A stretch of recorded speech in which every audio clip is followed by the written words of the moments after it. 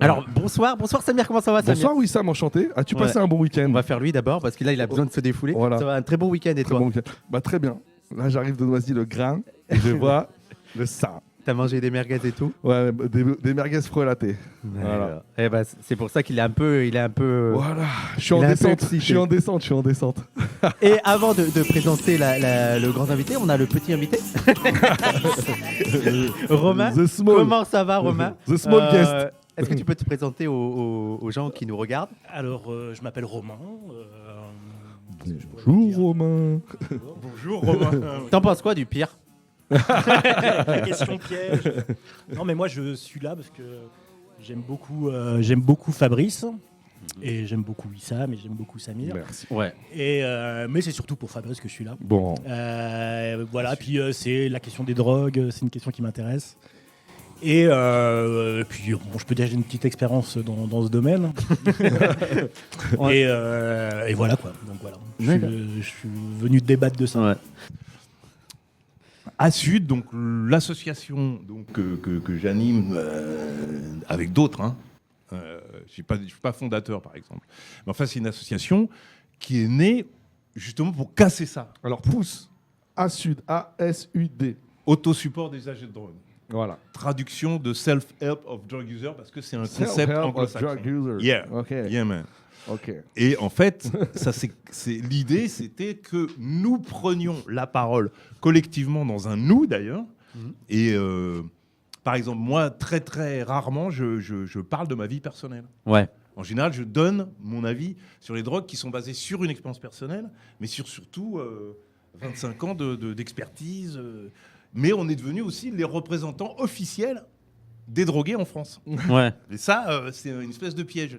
C'est un truc dont on n'en a pas parlé, parce qu'on a parlé plein de trucs. Oui, j'ai vu qu'ils ont passé 1 heure à discuter. Ouais, on a déjà tout dit avant.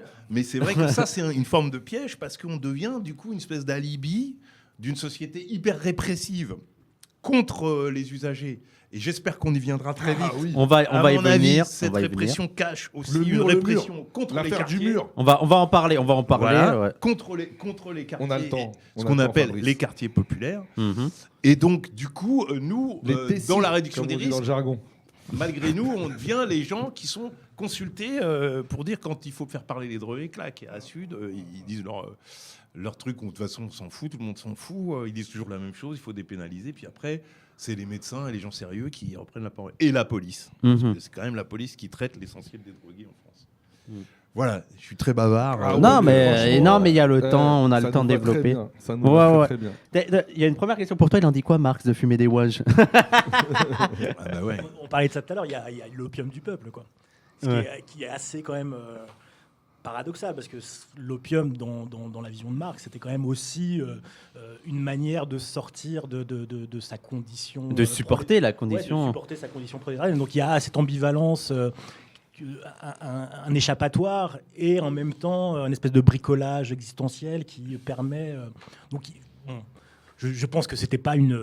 Oui, il l'a pas développé. C'était ça. pas théorisé par Marx, parce que... de stigmatiser des usagers. Non, C'était non, plus non. Et puis déjà, même, tu volonté, vois, c'était métaphorique, quoi. Oui, En c'était fait, métaphorique, ça. ouais. Tu sais, il dit l'opium du peuple. Sous-entendu, l'opium, au départ, c'est pas réservé au peuple. C'est un truc de la bourgeoisie. Oui. C'est un truc de petit Oui, mais parce que l'opium du peuple, c'est la religion quand même, à la Ouais. base. Voilà, il parle de la C'est la religion, religion, mais le fait, la métaphore, elle est liée au fait Que l'opium, c'est une qu'il drogue de y riche. aurait pour la bourgeoisie un vrai opium. Ouais.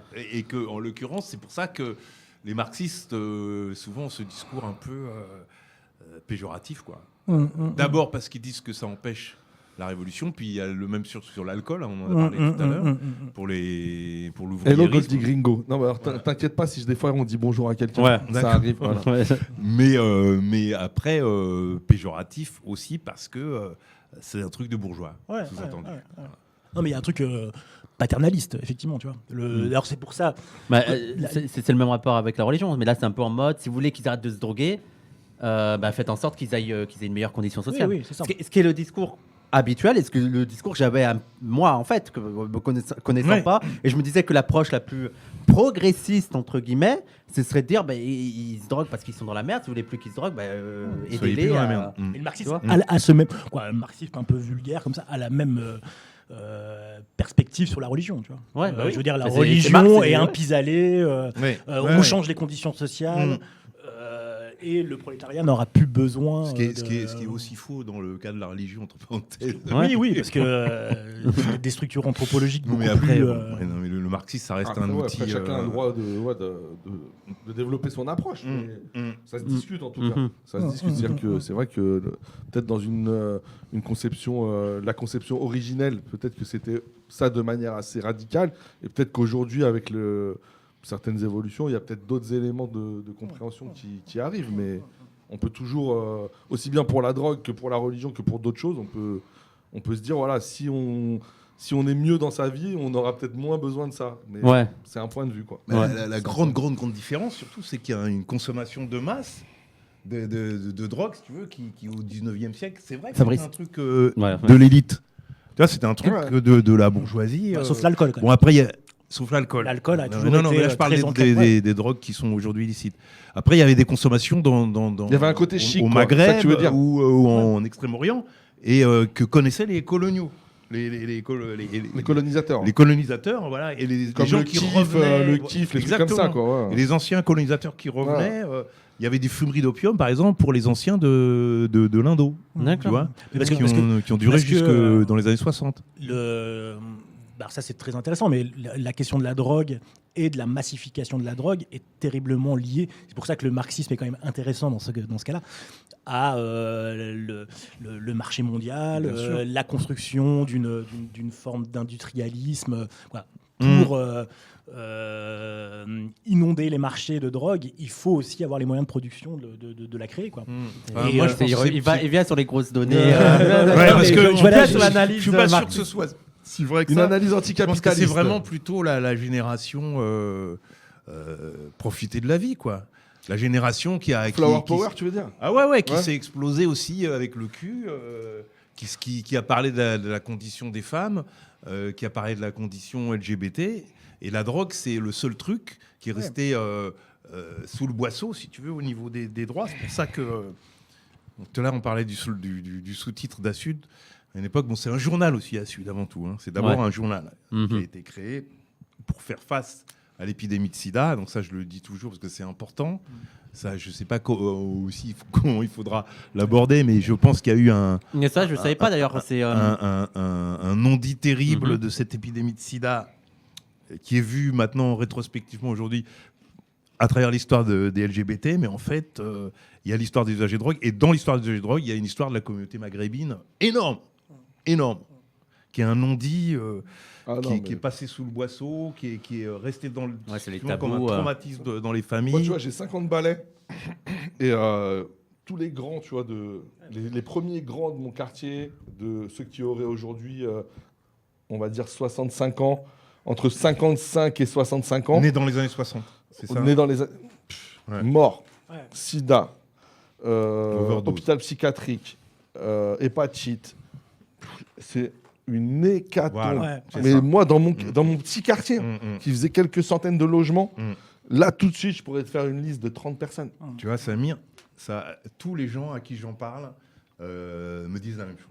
Et c'est un traumatisme. C'est fou, hein. C'est un traumatisme. Tous les gens concernés de la communauté. Moi, à 10 ans, j'ai vu des mecs avec des seringues dans le bras. Le fils de ma voisine. C'était l'épidémie d'héroïne. Ouais. C'est ce qu'on a appelé l'épidémie d'héroïne en banlieue, quoi. Qui est un truc. Et donc, si tu veux, à Sud, ça s'est vraiment créé parce que ce truc-là a paniqué la société. Mais pour un truc qu'il faut savoir, c'est que le sida, c'était contagieux.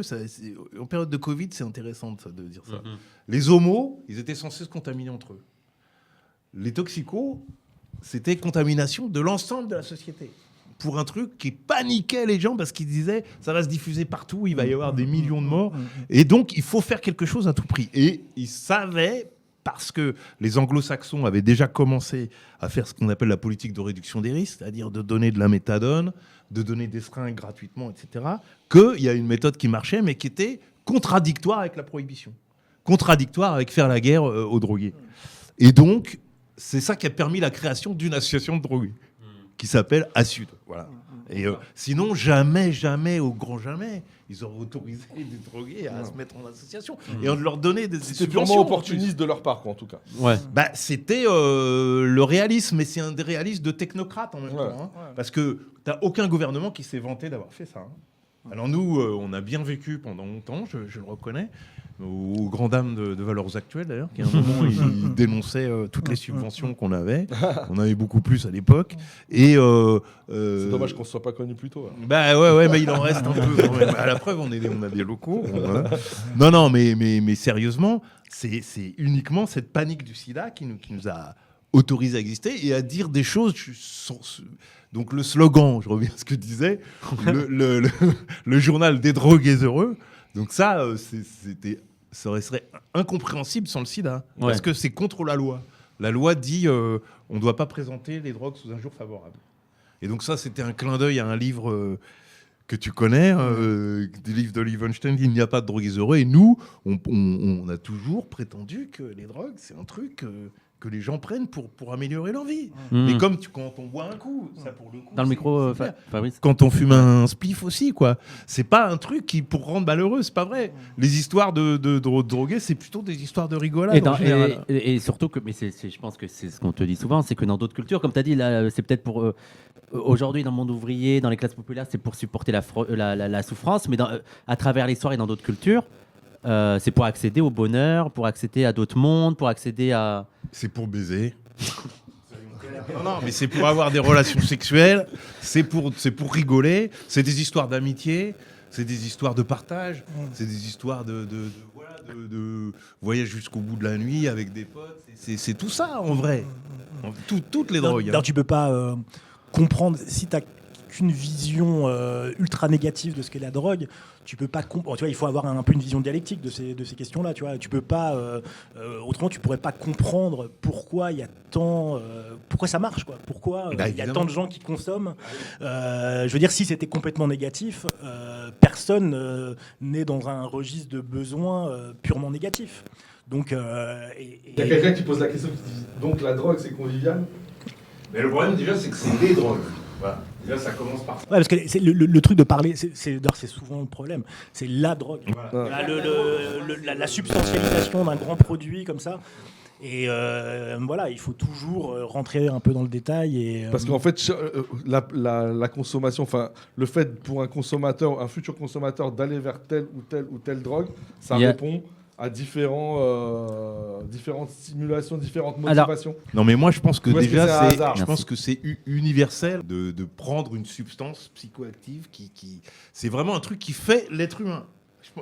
On a trouvé d'ailleurs. C'est consubstantiel. Je fais un petit peu mon intéressant là, les hommes préhistoriques. Et je crois que on a trouvé un des premiers trucs du néolithique, c'est un chilum. Non, des grains qui sont fermentés.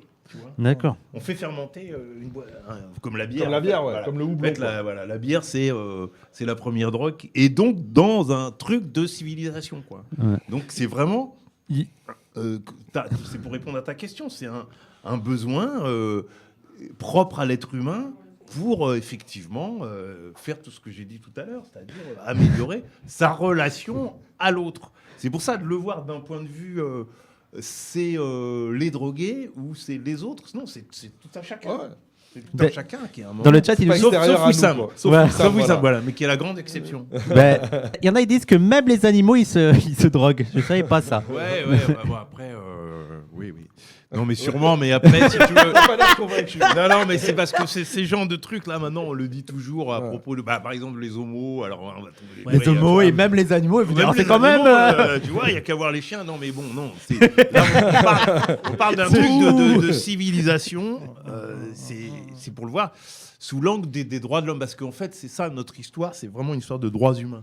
C'est-à-dire que à partir du moment où on admet que c'est un truc qui fondamentalement appartient à l'humanité... On est tous ensemble. D'interdire telle ou telle drogue dans telle ou telle civilisation à tel moment de l'histoire, tu vois bien que c'est toujours utilisé par un pouvoir, bien sûr, pour instrumentaliser la répression contre un groupe particulier. Et ça, c'est le cœur du sujet. C'est le cœur du sujet. C'est comme par hasard, tu vois, l'islam interdit l'alcool, comme par hasard, tu vois. Et donc, du coup, bon bah voilà, les chrétiens, ils vont être persécutés autour de ça. Et inversement, comme par hasard, nous, c'est le cannabis et l'opium. Ah ouais, comme par hasard, c'est des trucs qui sont pas produits ici, à domicile. Donc, et le grand modèle, c'est l'histoire des États-Unis, qui a été super analysée, notamment par le livre que je cite tout le temps de Michel Alexander, La couleur de la justice, et qui montre bien, mais il y a aussi un excellent livre. Voilà, et il y a aussi. Il y a pas eu le reportage sur Netflix aussi qui reprend un peu ce thème, le 52e État. Ouais, il y a plusieurs reportages sur Arte aussi, des documentaires qui racontent la guerre à la drogue américaine. Voilà, c'est ça. Et qui expliquent comment chaque communauté a été stigmatisée. Les hispaniques avec la marijuana, les noirs avec la cocaïne à un certain moment. Ensuite les Chinois avec l'opium et puis à la finale donc la grande guerre contre l'héroïne puis contre le crack de la communauté africaine-américaine. Ça a même été avoué explicitement. Alors je me rappelle plus des oui. C'est deux conseillers de Nixon qui étaient alors impliqués dans l'affaire du Watergate, qui, en sortant de prison, ont avoué explicitement qu'il y avait une intention politique très forte dans la guerre à la drogue proclamée par Nixon, pour viser explicitement les hippies, donc la gauche pacifiste, en fait, qui luttait contre la guerre du Vietnam, et la communauté noire américaine. Ouais. Et donc le hippie, et c'était l'héroïne, parce que l'héroïne était très... et même dans tous les films de la blaxploitation, il y a toujours cette figure le dealer noir... qui accroche les putes avec de l'héros. Ouais, clairement. Et le LSD aussi, non ? À l'époque, non. Moi, LSD. Mais le LSD, c'est plus la drogue des hippies. Oui, voilà. Là, c'était clairement un truc de petit blanc, quoi. La marijuana, c'était pour les contestataires gauchistes. Voilà. Et l'héroïne, c'était pour les noirs. Et il le dit explicitement, quoi. C'était une manière de créer un sujet politique autour de la drogue pour stigmatiser tous les soirs à la télévision.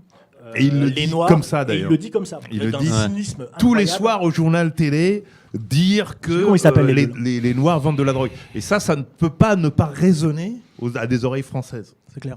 D'entendre tous les soirs au journal télé des histoires de noirs et d'arabes qui vendent de la drogue. On va revenir un peu plus loin sur la guerre raciale, sur les comparaisons aussi que tu fais, que je trouve très intéressantes, notamment quand tu dis, j'ai lu certains de tes articles où tu compares en fait la guerre au terrorisme et la guerre à la drogue, qui sont en fait deux façons de discipliner les quartiers. On va revenir sur tout ça. Mais j'aimerais qu'on fasse un petit point là. Il faut terroriser les terroristes. Voilà, et il faut droguer les... Non, ça marche pas avec le reste. et là, je voudrais J'ai des petits jingles des fois comme ça. Qu'on parle vraiment de la drogue en général, et en partant de l'actualité.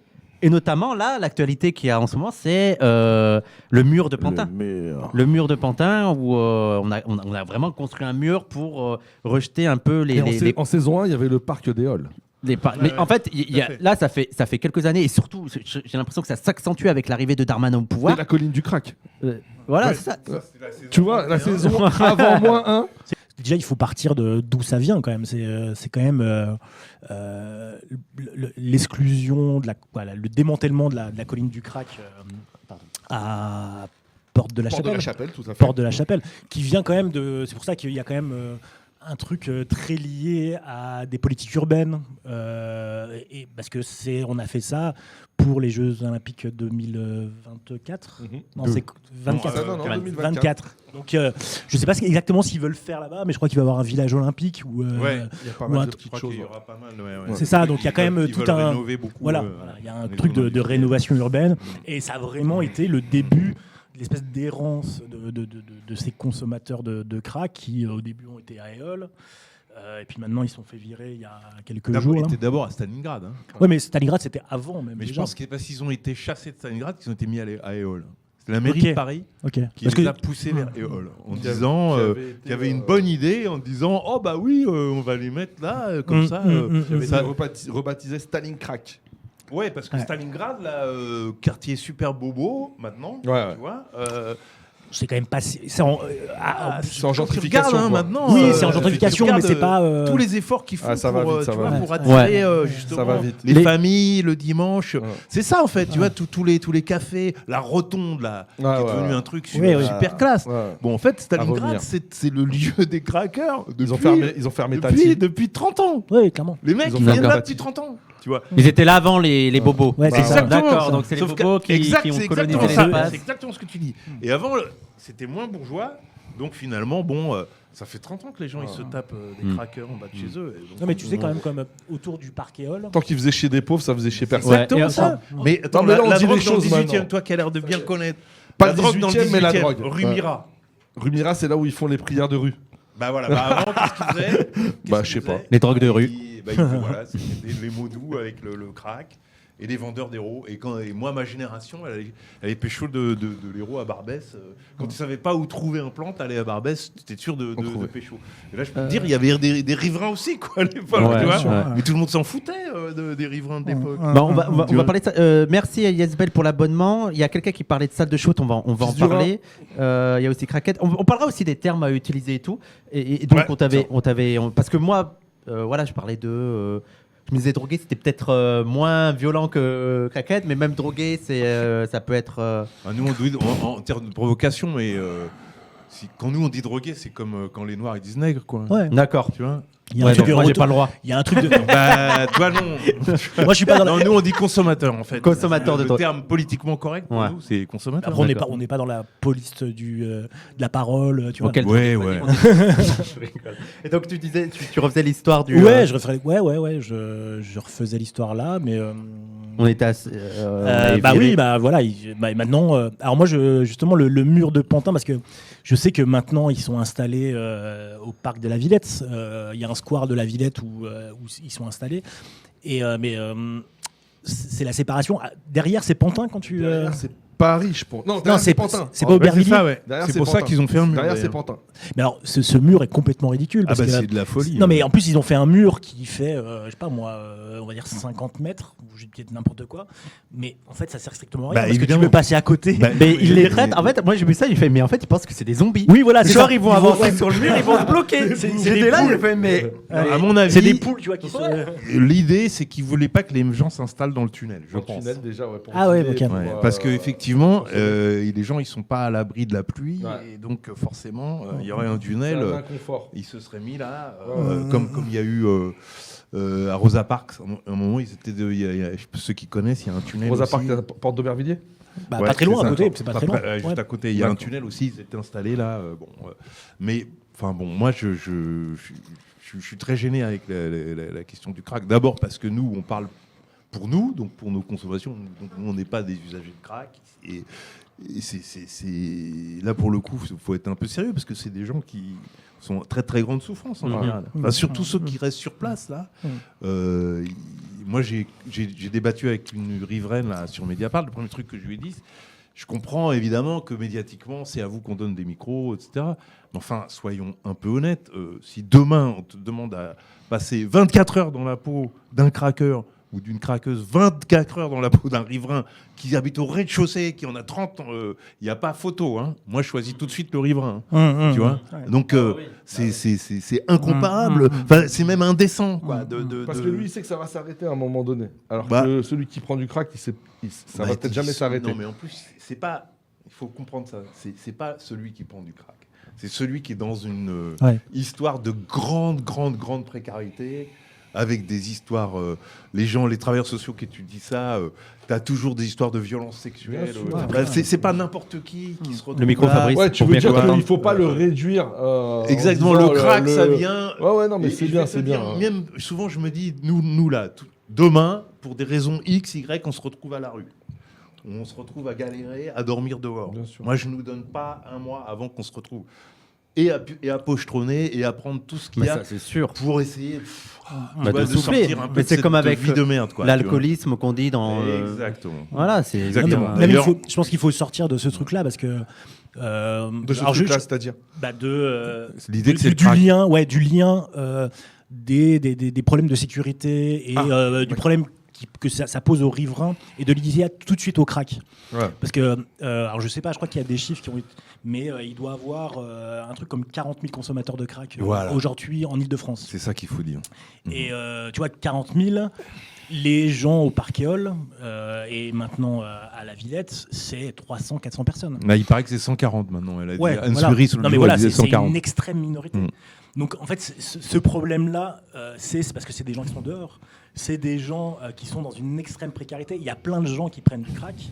Alors je ne dis pas qu'ils sont bien dans leur vie, tout ça, mais ils ne posent pas ce genre de problème Ouais, bah, justement, on a une personne qui ça fait plusieurs fois, je la remarque là, qui est très contre Fabrice, notamment et contre nous, qui dit, et notamment, et les gens qui veulent avoir des craqueux dans son environnement de moins de 300 mètres. Alors, il faut savoir que ça fait 5-6 messages qu'elle poste en mode.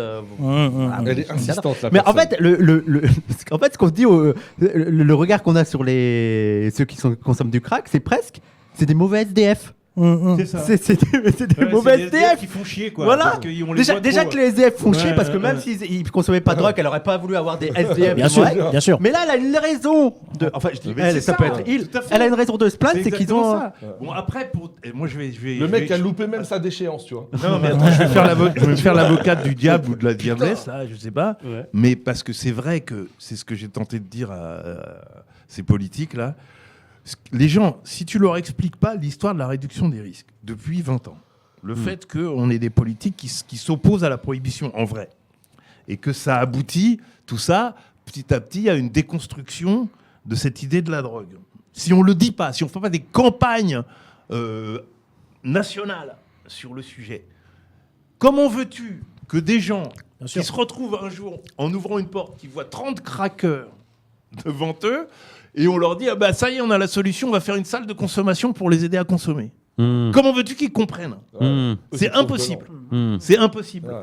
Tout le problème vient de cette politique, qui est la politique officielle, que tous les addictologues cautionnent, mais faut pas le dire. Faut pas dire que en vrai, tout le monde sait que la répression n'est pas la solution de ce qu'on appelle la drogue, c'est-à-dire des gens qui sont dépendants à la drogue et qui sont, comme tu le dis très bien, une petite minorité de gens marqués par la vie, alors que la grande majorité des bourgeois de centre-ville, et y compris d'ailleurs des riverains, je pense, dont on parle, sont des gens qui vont être des consommateurs récréatifs, voilà. tranquilles. Et quand ils ont besoin d'une ligne de coke, ils prennent un téléphone leur et ils se font livrer C'est ça. tu vois, une bonbonne de Bien coke sûr. par un noir ou un arabe qui va venir en scooter, d'ailleurs, entre parenthèses.